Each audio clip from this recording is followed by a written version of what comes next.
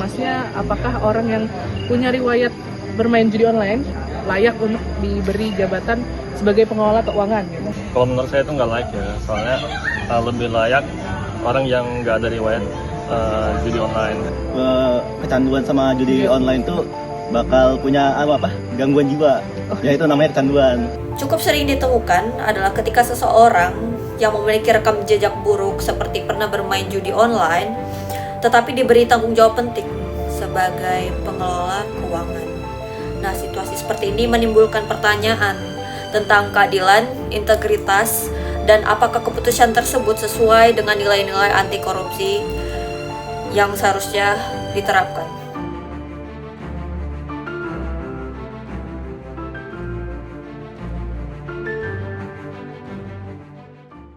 Halo semua, kami dari kelas A mata kuliah Kewarganegaraan. Pada video ini kami membahas Citizen Project 2 dengan tema hukum yang berkeadilan dan pendidikan anti korupsi.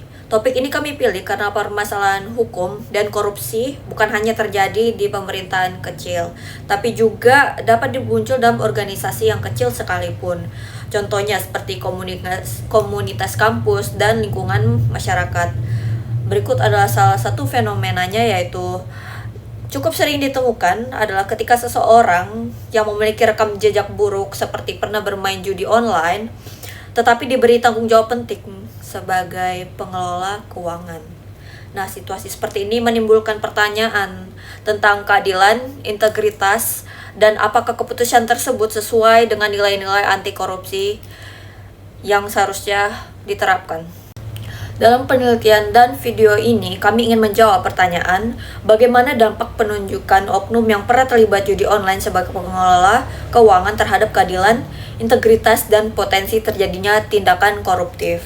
Nah, rumusan masalah ini menjadi dasar kami dalam menganalisis fenomena tersebut dari sisi hukum, moral, dan juga perspektif masyarakat. Nah, dari rumusan masalah tersebut, contoh kasus yang dapat kita ambil dari topik ini muncul beberapa kali dalam organisasi atau lingkungan masyarakat, di mana seseorang yang pernah terjerat judi online bahkan hingga memiliki hutang tetap dipercaya untuk mengelola keuangan.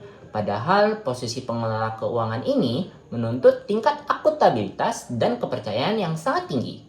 Dalam kasus seperti ini, biasanya terdapat beberapa pihak yang terlibat, yaitu yang pertama, oknum yang memiliki riwayat judi online tersebut. Kemudian ada lembaga atau organisasi yang menunjuknya, masyarakat atau anggota internal yang mempercayakan dana, dan penegak hukum yang mengatur tindak pidana perjudian. Dampak yang ditimbulkan dari keputusan tersebut tidak dapat dianggap sepele. Salah satu dampak terbesarnya adalah meningkatnya resiko penyalahgunaan dana, baik untuk menutupi hutang maupun melanjutkan kebiasaan judi dari si orang yang terjerat judi online tersebut. Nah, tindakan ini dapat mengarah pada praktik korupsi yang jelas merugikan masyarakat dan mencederai kepercayaan publik. Selain itu, ini dapat menurunkan kepercayaan anggota organisasi dan menciptakan ketidakadilan bagi individu lain yang lebih layak untuk mendapatkan posisi tersebut.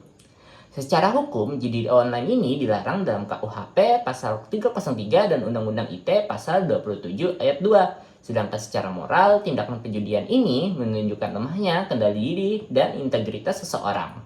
Assalamualaikum warahmatullahi wabarakatuh. Nama saya Rinda Zafira Sasabila dengan NIM 2223101. Saya dari program Desain Komunikasi Visual. Hari ini saya akan mewawancari seorang mahasiswa yang bernama dan langsung mas.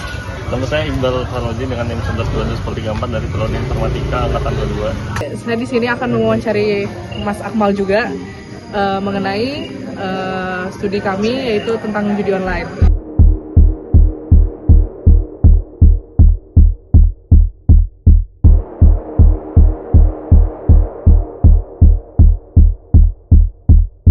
Kalau menurut saya itu nggak layak ya, soalnya lebih layak orang yang nggak ada riwayat judi online.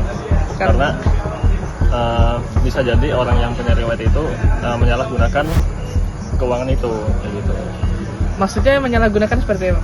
Seperti apalagi mengelola keuangan kan, siapa tahu orang yang punya riwayat itu pakai uang itu buat judi. Walaupun itu riwayat ya, tapi siapa tahu bisa disalahgunain lebih lanjut gitu.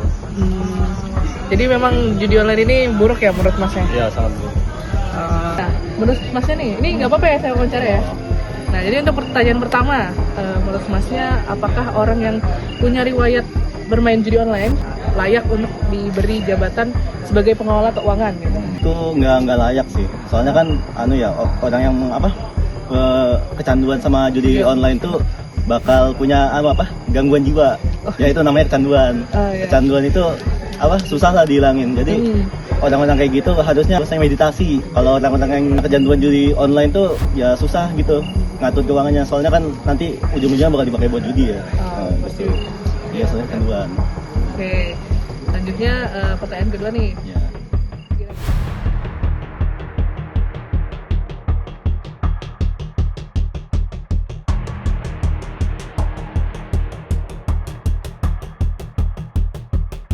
Ya itu lagi tadi yang aku bilang, kayak orang yang candu judi online pasti balik lagi ujung-ujungnya ke judi.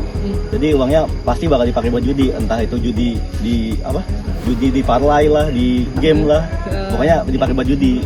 Ya sama ada rawan korupsi kalau mereka yang megang, ya gitu, soalnya candu. Kayak lingkaran setan gitu Iya, ya? lingkaran setan. Nggak bisa lepas berarti. Betul. Apalagi kalau kecanduan judi online tuh pasti uang Iya, terus ya. uang. Oke. Ya, makasih ya Mas Akmal Ya, makasih. atas jawabannya. Itu aja mungkin yang bisa saya sampaikan. Terima kasih sudah meluangkan waktunya. Iya, sangat berdampak ya, apalagi di bagian korupsinya. Soalnya apalagi seseorang itu menjabat buat mengelola keuangan, Iya, mengelola keuangan. Apalagi ada korupsinya, pasti dia bisa nyalahgunain lagi yang saya bilang.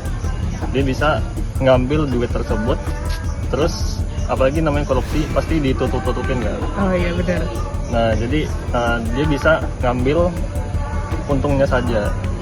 Apalagi dalam judi online pasti ada namanya rungkat. Kalau rungkat pasti korupsi lagi. Jadi itu lebih buruk banget. Oke. Masih lumayan cukup tahu tentang judul ya? Lumayan cukup tahu.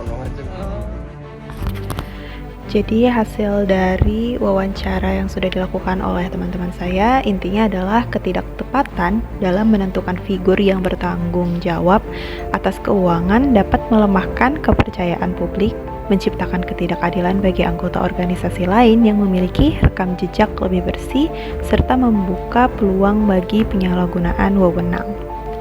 Oleh karena itu, proses penunjukan pengelola keuangan seharusnya mempertimbangkan transparansi, rekam jejak moral, serta prinsip-prinsip anti korupsi yang selaras dengan nilai-nilai hukum yang berkeadilan. Penguatan sistem seleksi dan pengawasan menjadi langkah penting untuk mencegah terulangnya praktik yang berpotensi menimbulkan kerugian bagi organisasi maupun masyarakat. Berdasarkan seluruh pembahasan, kami menyimpulkan bahwa penunjukan oknum yang pernah terlibat judi online sebagai pengelolaan keuangan bukanlah keputusan yang tepat. Risiko penyalahgunaan anggaran, potensi korupsi, serta dampak negatif terhadap kepercayaan masyarakat sangat besar. Secara hukum, moral, dan etika, keputusan tersebut tidak sejalan dengan prinsip keadilan dan integritas. Karena itu, organisasi dan masyarakat perlu lebih berhati-hati, selektif, dan transparan dalam memilih seseorang untuk posisi yang berkaitan dengan pengelolaan uang. Kami mengajak seluruh mahasiswa dan masyarakat untuk menanamkan budaya anti korupsi sejak sekarang. Mulailah dari hal kecil, jujur, bertanggung jawab, dan berani menolak penyimpangan korupsi. Bukan hanya merugikan negara, tetapi juga merusak masa depan kita semua. Mari kita bangun lingkungan yang lebih bersih, adil, dan berintegritas.